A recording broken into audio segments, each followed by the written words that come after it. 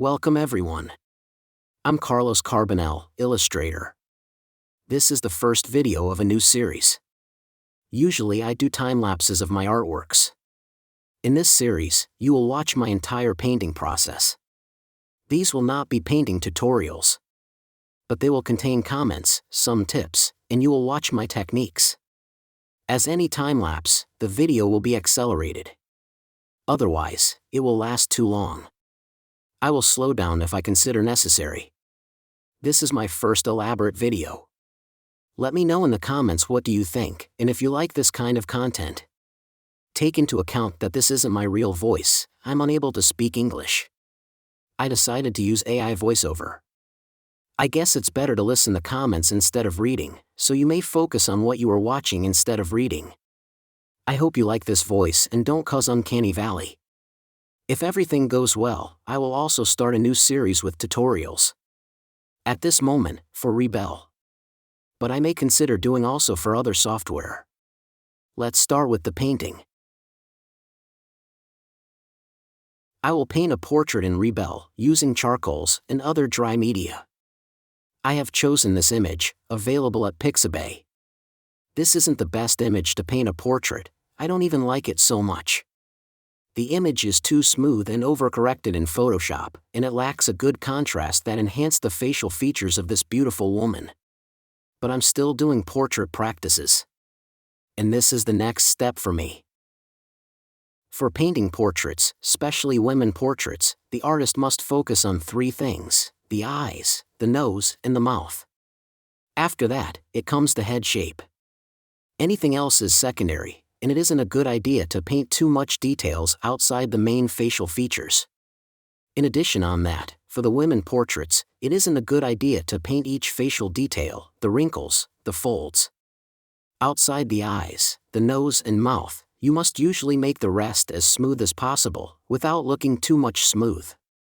This is what happened with the original reference. The author decided to smooth the woman's surface, but he did it too much. About scars and freckles.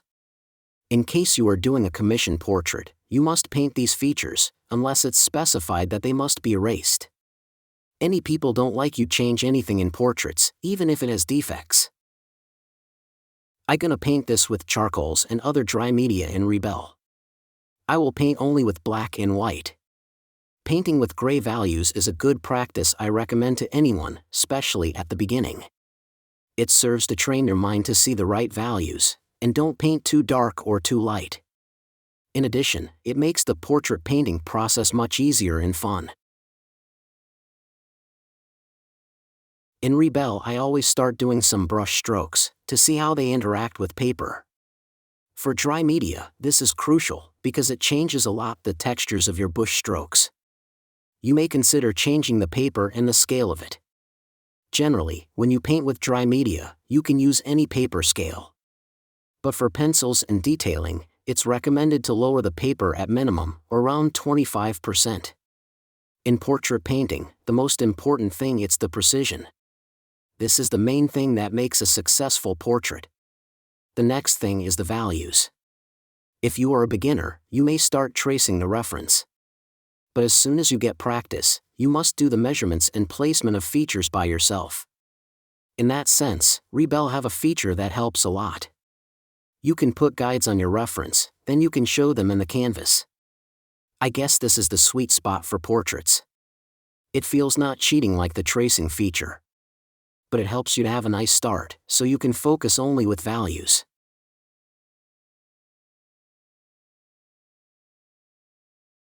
I start placing the shadowed areas and defining the shapes. At this stage, it doesn't matter if you use the right values. You only need to place everything in place and start building slowly. Once you have everything in place, you can start defining the main features. Remember, they are the eyes, the nose, and the mouth. Many artists like to start with the eyes.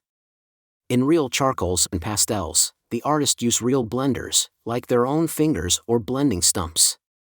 In Rebelle you can use the same brush as blending tool, or use the specific blending tool. In my opinion, a nice artwork is one that have a nice balance of hard edges, soft edges, textures, and smooth areas. the blenders can help to obtain smooth areas.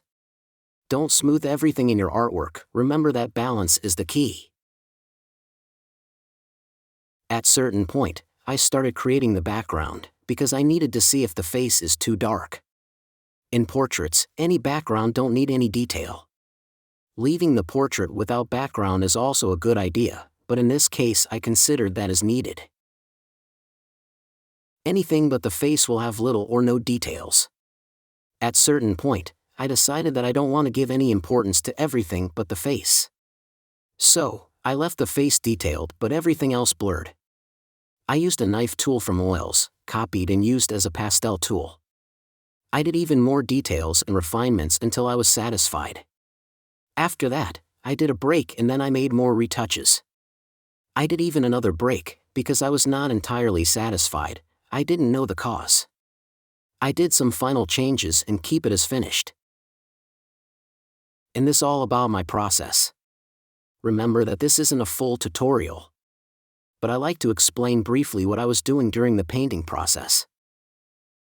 Now I'm gonna speak some things about Rebelle. After that I'm gonna put some music till the end of the video.